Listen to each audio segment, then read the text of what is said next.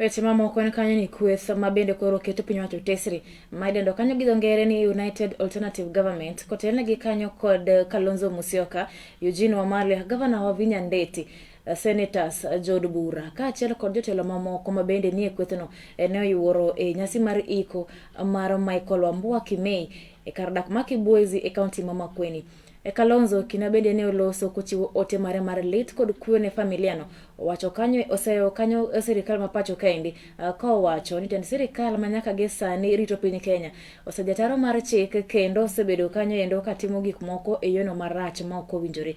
Oyango ni gin kaka kweth ma koro balo kod piny owacho ok gibiling' to Kenya dhi kamarach. Ojiwo bende oganda jo Kenya manya kabisa nini endi odaka kuonde go koma oula thoro monjo mondo ko yie to dar kendo yud kar jot e kuonde go koma beyo. Tumesema hatutaki maneno mengi. We don't want diversionary politics. Shida iliyoko Kenya hii tuelewa.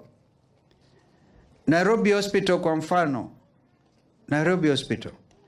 The interest ambayo wako nayo sio kusema hakuna asiyejua, and I think if there was an intention to make Nairobi Hospital a private, a limited liability company away from what it is, a company limited by guarantee, directors have issued a statement showing the level of high profitability.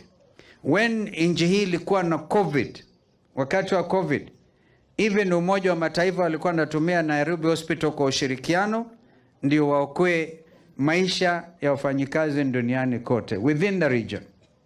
Kwa hivyo tulipozungumza juu ya mambo ya Nairobi Hospital hatukuwa tunabahatisha. Tunaelewa sasa interest ni procurement because they have made I think over 12 billion shillings. Watu wanataka hizo pesa waanze pia kuziangazia, and we can't allow that. As simple as that. Badala ya kupiga kelele juu ya Nairobi Hospital, angalia Moi Referral Hospital karibu imeanguka.